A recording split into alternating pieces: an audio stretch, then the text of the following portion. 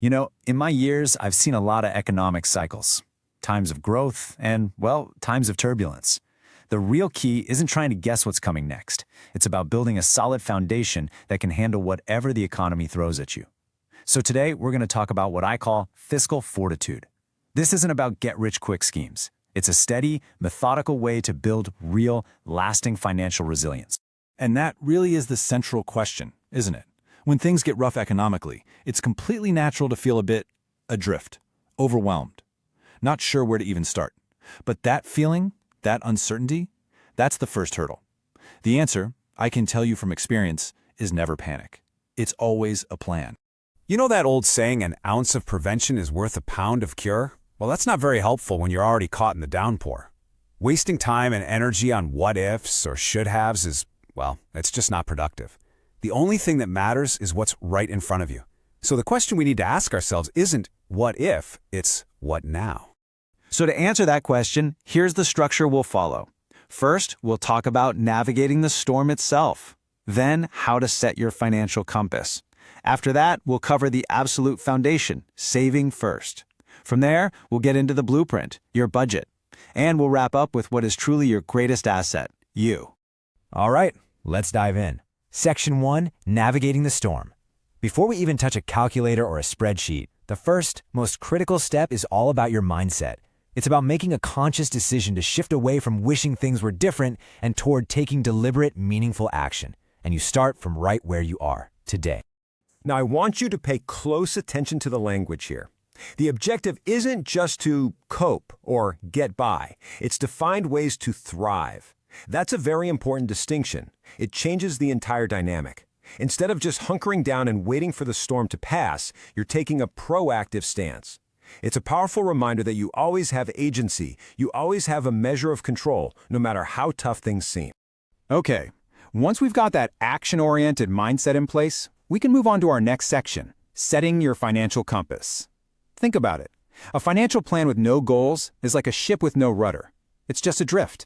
It has no direction, and maybe even more importantly, no motivation. This is the part where we figure out exactly where we're headed. Let's be honest, financial discipline can be difficult. It often means making a sacrifice today for a payoff that's somewhere down the road. And if you don't have a crystal clear picture of what that future payoff looks like, well, that discipline is going to crumble. Your goals, that's your why. That's the engine that powers all those little day-to-day decisions. So it's essential that they're realistic and that they truly belong to you. All right, so we have our destination. We know where we're going. Now it's time to lay the foundation. And in personal finance, that foundation is always, and I mean always, saving. It's the absolute bedrock. Everything else we're going to talk about is built on top of this single critical action. There's a reason this statement is so direct. I've seen it time and time again. No clever strategy, no detailed budget, no investment plan will work if it's not built on a consistent habit of saving. It all comes down to that core principle of paying yourself first. Before the rent, before the car payment, before anything else. That discipline is what creates capital. And capital is what gives you options, security, and ultimately the ability to build wealth. Now here's a trap I see a lot of people fall into. They think, oh, I can only save a little bit, so it's not even worth it. That is a profound mistake. The power isn't in the amount you start with, it's in the habit you build. Every single dollar you set aside is a tangible step toward your future. It reinforces the discipline. The amounts will get bigger over time, but the habit, that has to start now. So once that saving habit is becoming second nature, we can move to the next piece, the blueprint. And that is your budget. A lot of people hear the word budget and they think of restriction, like a financial diet. I want you to reframe that. A budget isn't restriction. A budget is control. It's the difference between telling your money where to go and asking yourself at the end of the month where it all went. And it really can be this straightforward. You start with your income, know exactly what's coming in. Then you list your fixed expenses, things like rent or insurance, the costs that don't change. After that, you track your variable expenses, groceries, gas, things like that. This is where you'll find room to make adjustments. And finally, as we've already discussed, you list your savings. You treat it just like any other essential bill. This simple process of organizing your finances, that's what gives you clarity and control.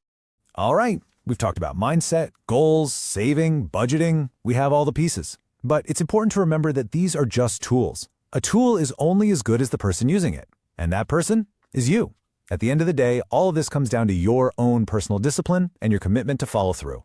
And really, it comes down to this choice. You can be your own greatest financial asset or your greatest liability. Things like reckless credit card use, that's a liability. It actively works to undermine everything you're trying to build. But financial discipline, that becomes an asset, one that appreciates over time and makes every single one of your goals possible. And it's a choice you're making every day with every dollar you spend. So you see how this all locks together? That discipline we're talking about, it's the glue. It's what gives you the focus to stick with your goals. It's the resolve you need to follow your budget. It's the consistency to keep saving, especially when it's not easy. And it's the wisdom to avoid taking on unnecessary debt that just digs you into a deeper hole. All of these together, that is how you transform yourself into your greatest asset. And all of this, taken together, is what we mean by fiscal fortitude. You see, it isn't just one single skill. It's a combination of things. It's the internal strength that comes from discipline, the practical know-how of managing your money, and the clear strategic vision provided by your goals. When you bring all of those elements together, you build something that is truly strong, something that is truly resilient. I'll leave you with this thought. A strong financial future isn't the result of some lottery win or one big lucky break. It's the cumulative result of thousands of small, smart, disciplined decisions made day after day. We've gone over the roadmap here. The journey itself starts with the very next financial decision you make. So the only question left is, what will that decision be?